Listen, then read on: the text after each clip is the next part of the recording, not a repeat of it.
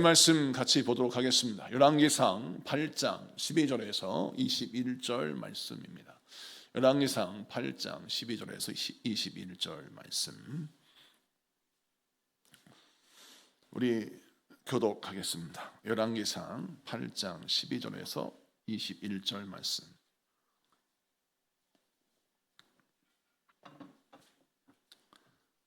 제가 먼저 읽습니다. 그때에 솔로몬이 이르되 여호와께서 캄캄한 데 계시겠다 말씀하셨사오니 내가 참으로 주를 위하여 계실 성전을 건축하였사오니 주께서 영원히 계실 처소로소이다 하고 얼굴을 돌이켜 이스라엘의 온 회중을 위하여 축복하니 그때 이스라엘의 온 회중이 서 있더라. 왕이 이르되 이스라엘의 하나님 여호와를 송축할지로다.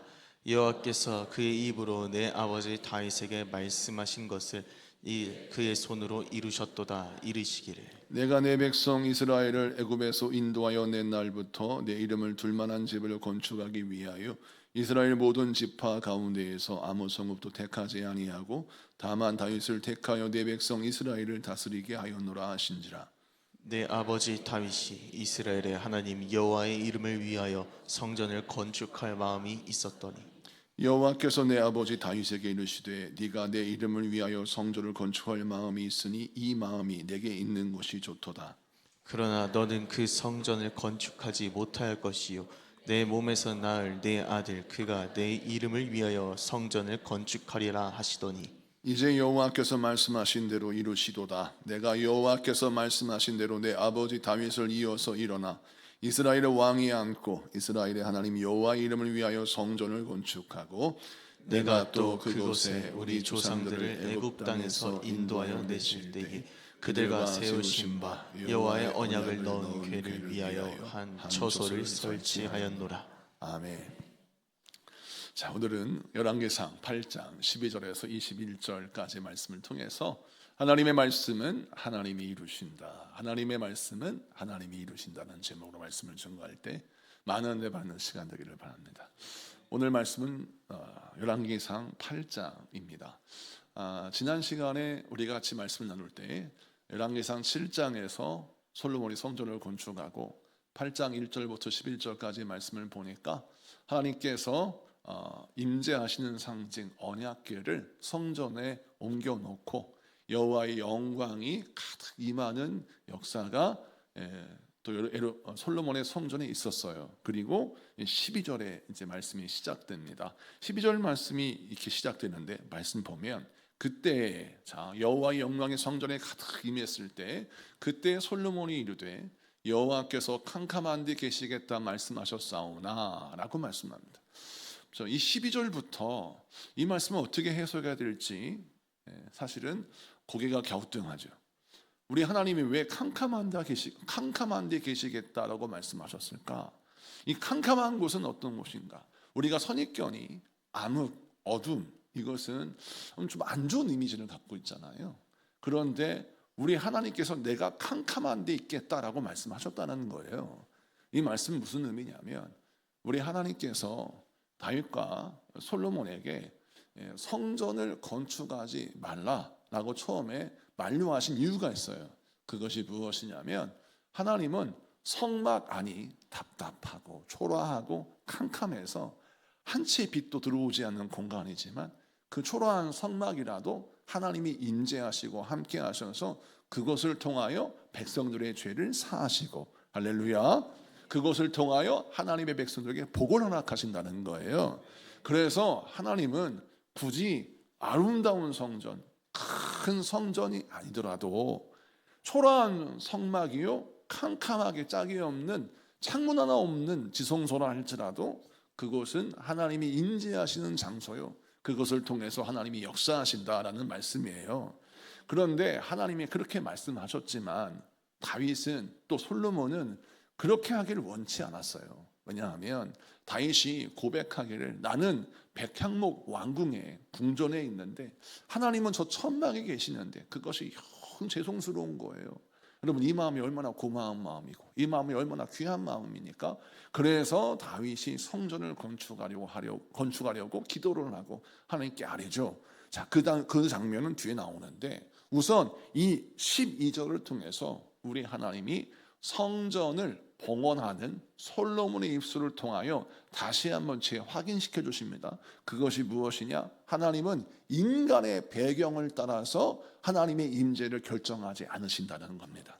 여러분 믿으십니까? 자, 내가 초라한 인생이라 할지라도 하나님은 나의 인생과 함께 하셔서 나와 동행하셔서 나에게 복을 주시는 분이십니다. 그리고 내가 부유하다고 해서, 내가 성공한 사람이라고 해서, 내가 권력과 권위를 가지고 있다고 해서 하나님이 나를 더 사랑하시느냐, 나와 함께 하시느냐, 그게 아니라는 거예요.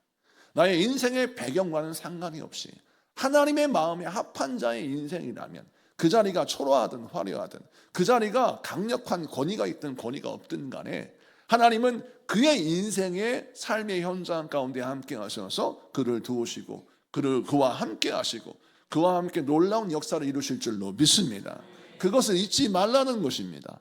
아무리 아름다운 성전을 지었다 할지라도, 아니면 반대로 이 아름다운 성전을 가질 수 있는 능력이 내가 없다 할지라도 나와 함께 하시는 하나님, 나의 삶 가운데 임재하신 하나님, 그 하나님은 나의 상황과 환경은 아랑곳하지 아니하시고 나에게 복을 주시고 은혜를 주시고 나를 도우시는 분인 줄 여러분 믿으신 여러분에게 축복합니다.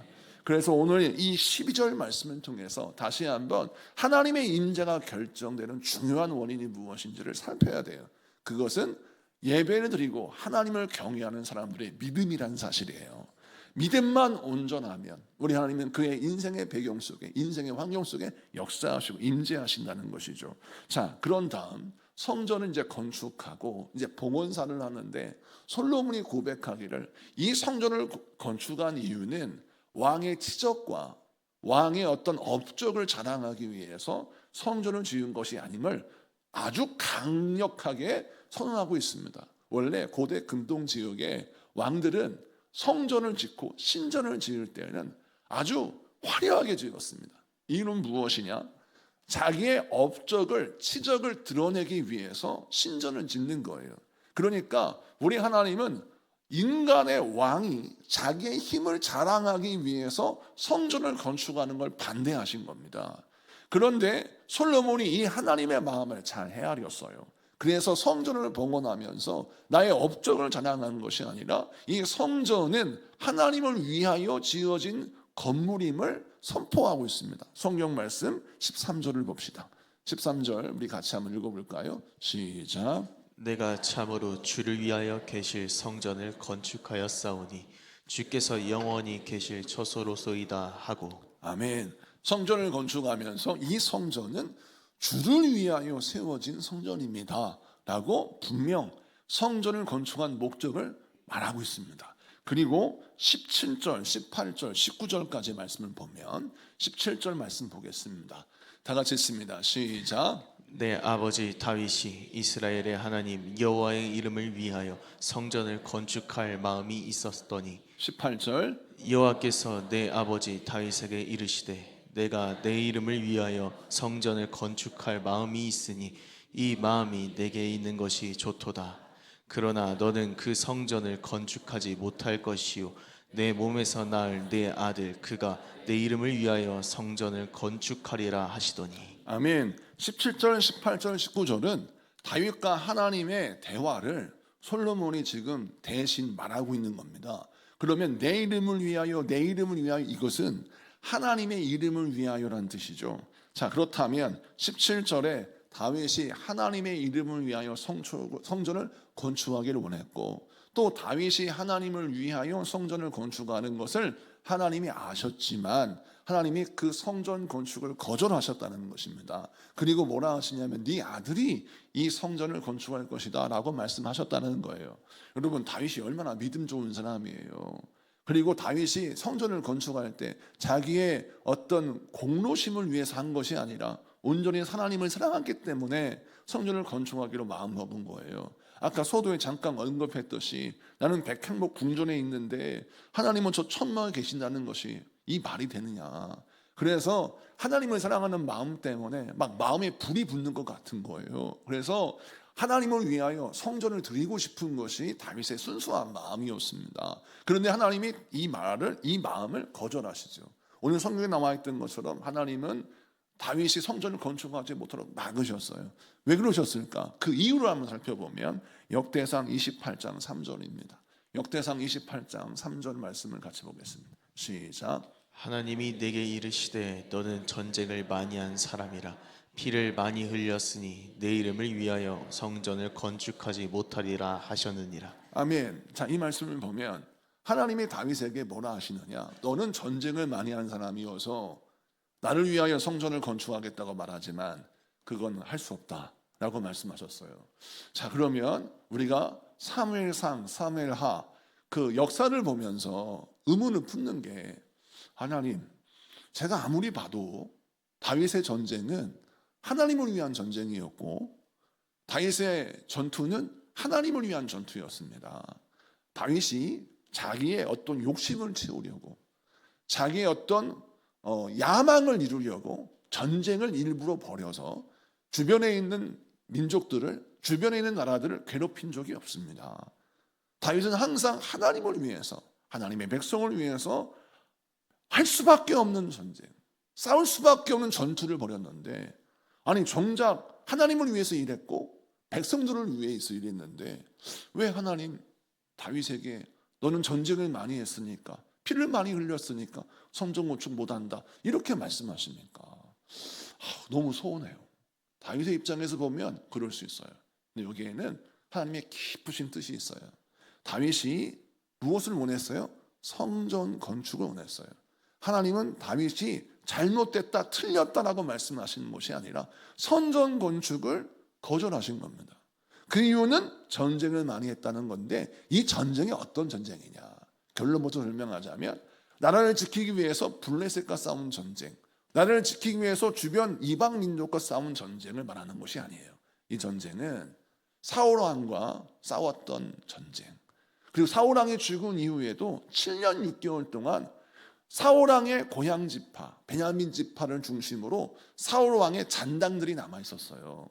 그 사울 왕의 잔당들이 7년 6개월 동안 다윗과 싸웠거든요. 그 역사를 한번 우리가 잠시 성경 공부처럼 확인해 보도록 하겠습니다. 사무엘상 2장 8절 9절을 먼저 볼까요? 사무엘상 2장 8절 9절 다 같이 읽습니다. 시작. 사울의 군사령관 네레 아들 아브넬이 이미 사울의 아들 이스보셋을 데리고 마하나임으로 건너가 길르앗과 아술과 이스라엘과 에브라임과 베냐민과 온 이스라엘의 왕으로 삼았더라. 아멘. 사무엘하 3장 1절만 봅시다. 시작. 사울의 집과 다윗의 집 사이에 전쟁이 오래매 다윗은 점점 강하여 가고 사울의 집은 점점 약하여 가니라. 아멘. 자, 하나님의 백성 이스라엘 12개 지파가 반으로 갈렸어요. 사울 왕의 잔당들이 자기의 기득권을 포기하지 못하고 기어이 사울 왕의 아들 이스보셋을 허수아비 왕으로 세워놓고 그를 중심으로 자기의 기득권을 지키기 위하여 군대를 일으켰어요. 그런데 베냐민 지파만 거기에 동조하는 것이 아니라 베냐민 지파와 함께 활동했던 여러 가지 다른 지파들이 합세하여서 이 사울 왕의 나라가 아주 건재한 거예요. 그리고 다윗 왕은 유다 지파를 중심으로 모인 헤브론 지역에서 유다 왕국의 왕이 됐어요. 그러니까 나라가 그냥 현실적으로는 남과 북으로 이제 갈라져 버린 것이죠.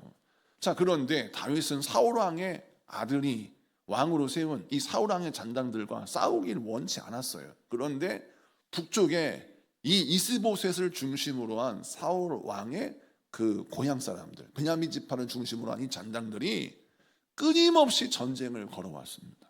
왜냐하면 우리가 기득권이었어요.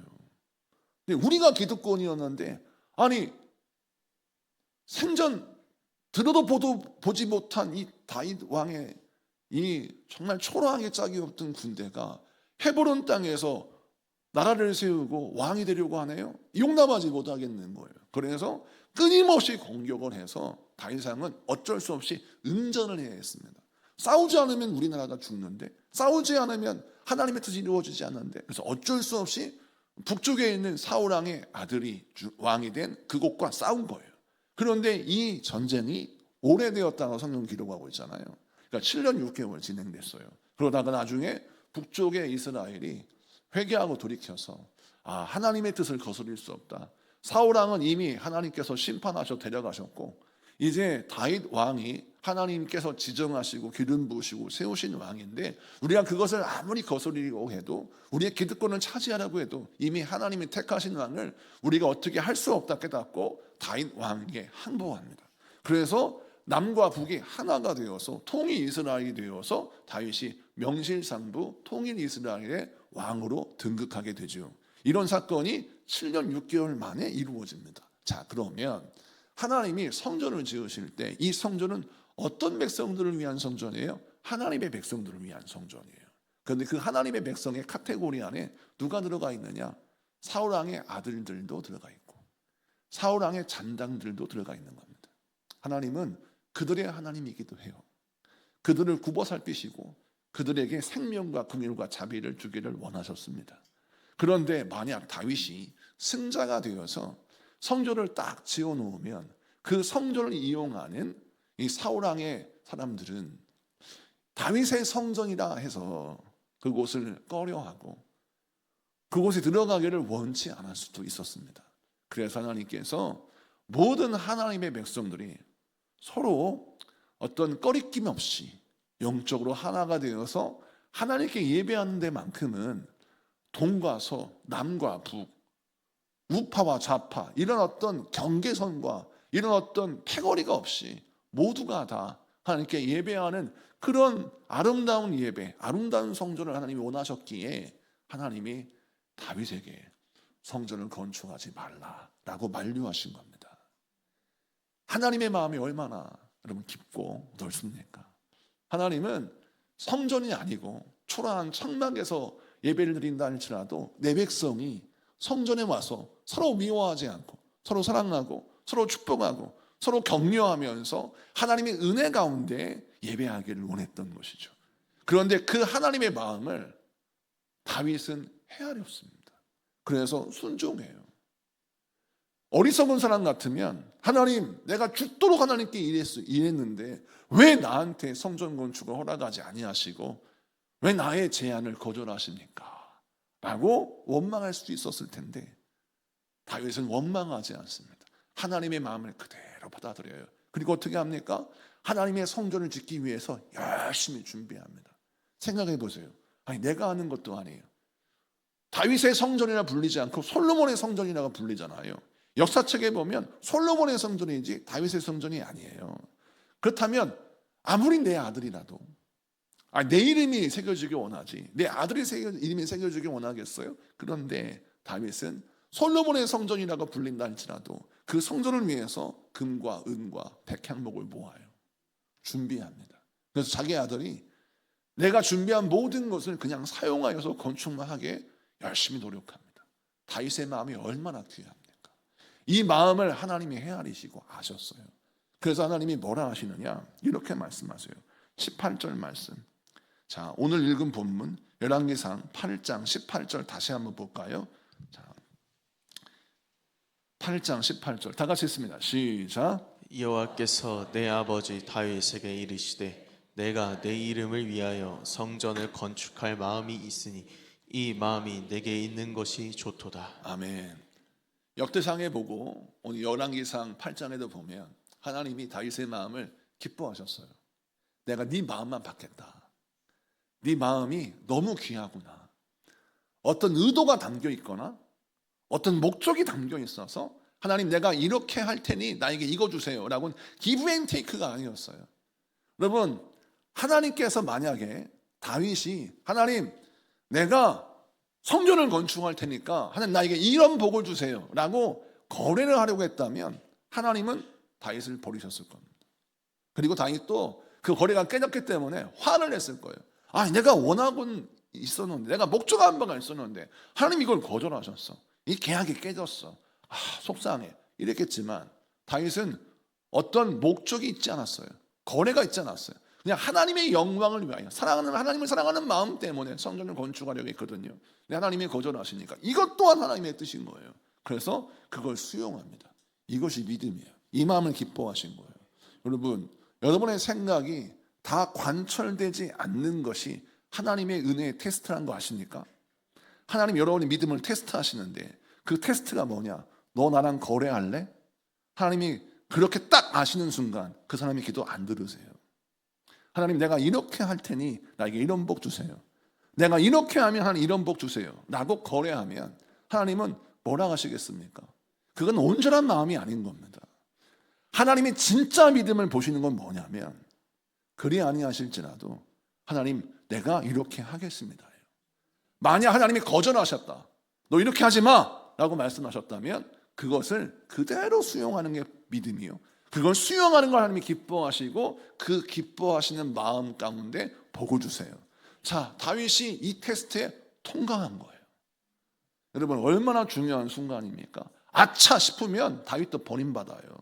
사울왕도 교만했기 때문에 하나님 버리셨잖아요. 근데 그 중요한 순간에 다윗은 통과가 돼요. 어떻게 해요? 하나님이 거절하셨는데 그걸 믿음으로 수용합니다. 하나님, 네 알겠습니다. 내가 하나님 말씀 따라서 이 성전을 건축하지 않겠지만 내가 준비는 하겠습니다. 보통 사람 같으면 에휴 뭐 나보고 하지 말라고 하니까 그래 뭐 아들이 하겠지 뭐 그래가지고 아무런 준비를 안 한 게 아니에요.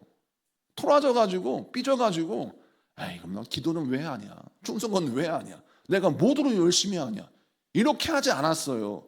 어느 사람처럼도 하지 않았어요. 어떻게 해요? 내 이름이 걸리지 않는데 아무도 잘했다고 칭찬하지 않았는데 하나님이 하라고도 말씀하지 않으셨는데 백향목을 준비해요. 금가원을 준비해요. 우리 아들이 건축할 수 있도록 도우는 겁니다. 하나님 이것을 다 보셨죠. 그래서 그 마음을 기뻐하셨어요.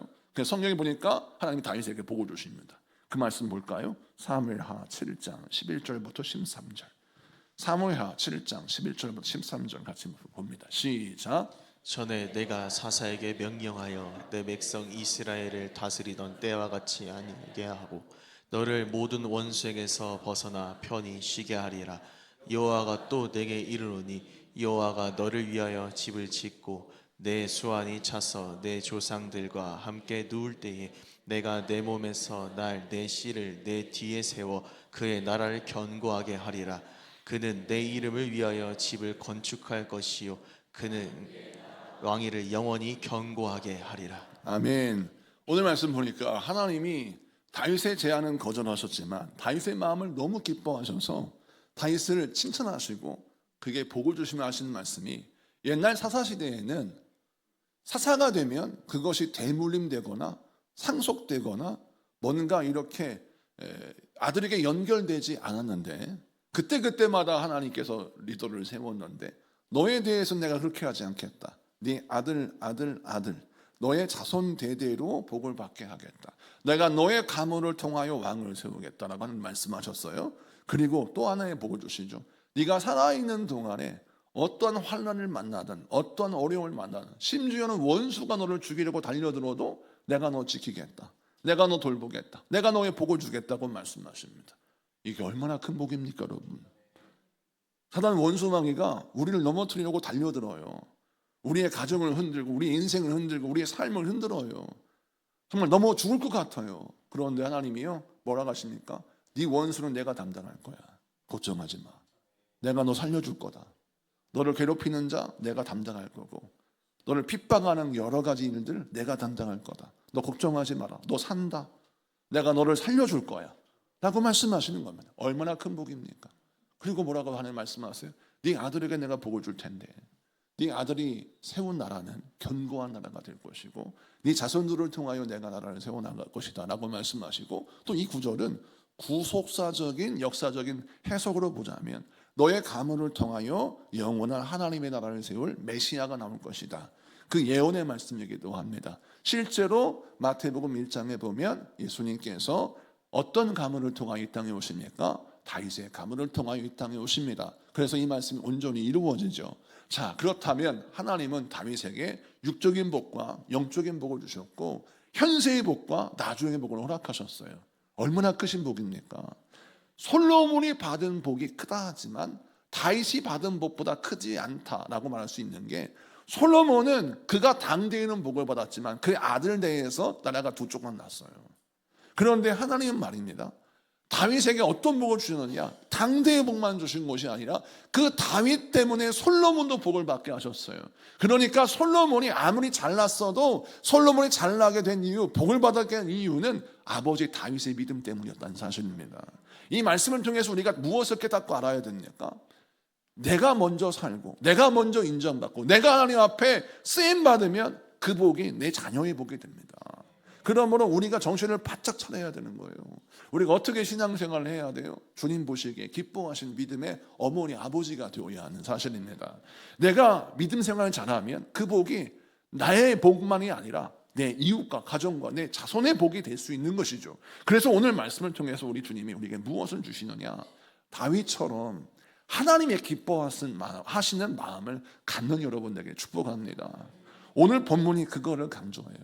솔로몬이 자기의 업적을 자랑한 것이 아니라 이 성전은 하나님을 위한 성전이고 이 성전을 지을 때 누가 헌신했다? 다윗이 헌신했다. 내 아버지가 헌신했다고 말합니다.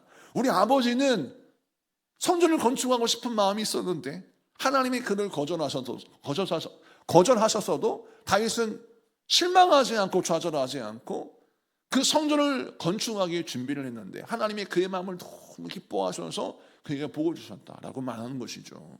오늘 이 말씀이 여러분의 말씀 되기를 축복합니다. 하나님이 기뻐하시는 마음을 가져보세요.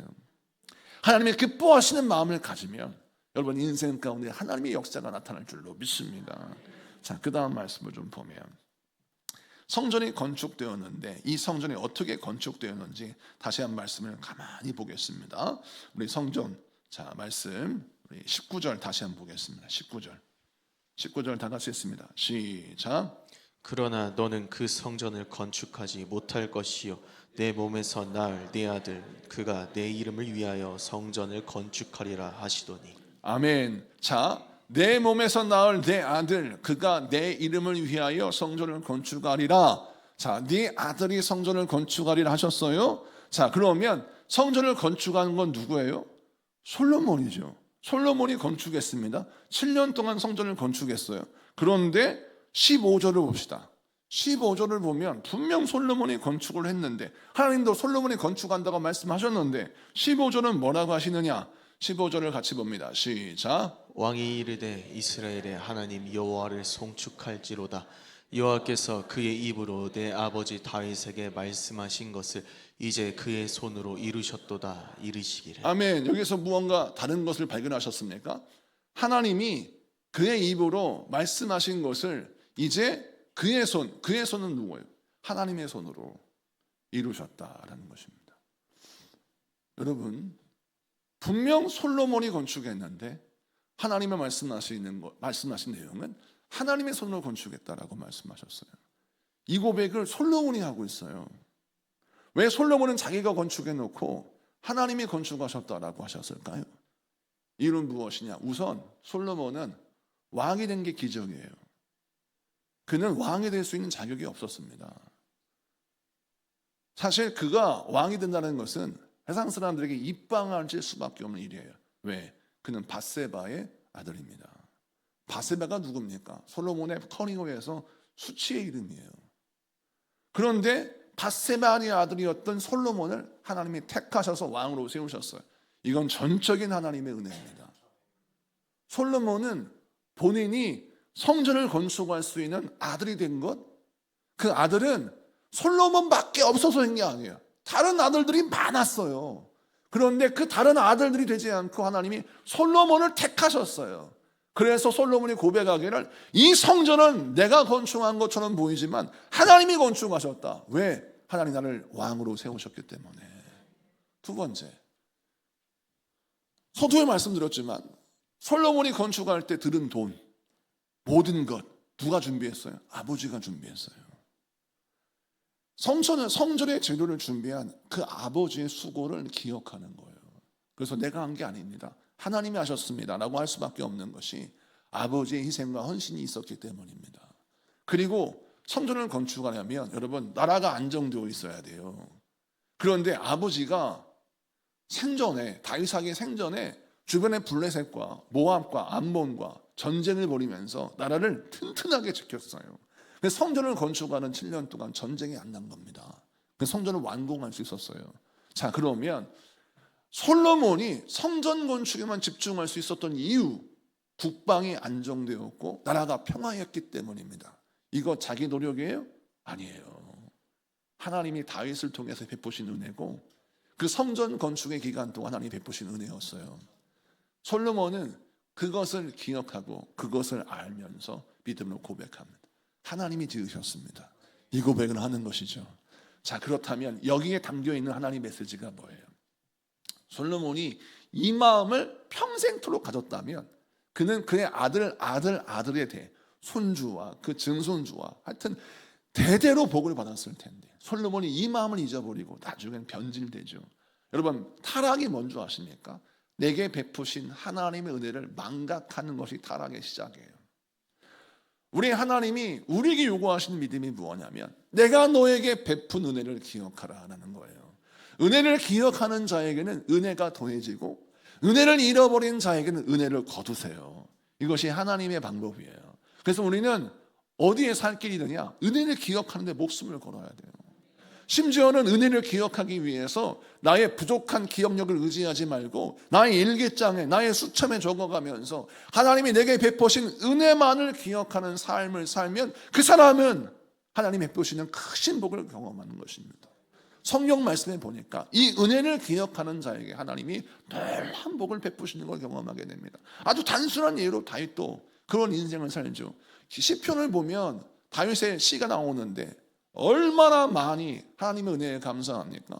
시편이 5집도 많아요, 분량이.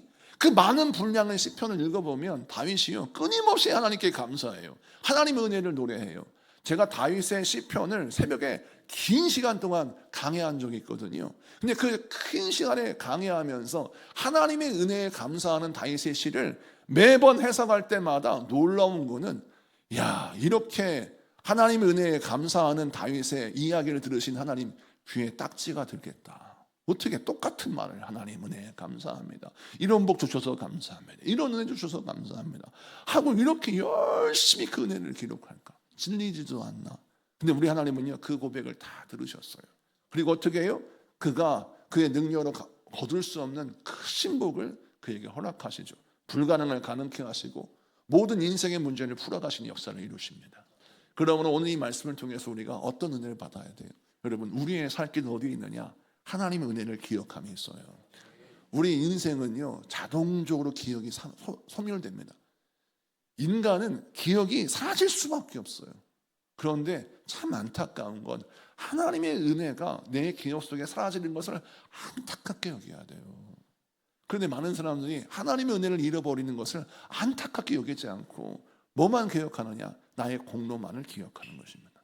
그러면 그것이 타락이요, 변질이요, 그것이 바로 하나님 기뻐하시지 않는 신앙생활이에요. 그래서 우리도 우리의 시편을 만들어야 돼요. 우리의 시편을 어떻게 만듭니까? 일기장에 기록하고 기도로 고백하고 우리의 삶으로 그것을 구현해내는 거예요. 여러분의 시편을 만드십시오. 여러분의 시편을 구현해내세요. 여러분 입술의 고백 가운데 하나님 나에게 이런 은혜를 베푸셨습니다라고 날마다 그 시편을 만들어 보십시오. 우리 하나님이 여러분의 인생에 기적을 일으키실 겁니다. 여러분의 삶으로는 도저히 이룰 수 없는 하나님의 역사를 이루실 것입니다. 이 말씀 붙들고 승리하신 여러분에게 축복합니다. 우리 찬양하겠습니다. 믿음과 삶이란 제목으로 우리 찬양합니다.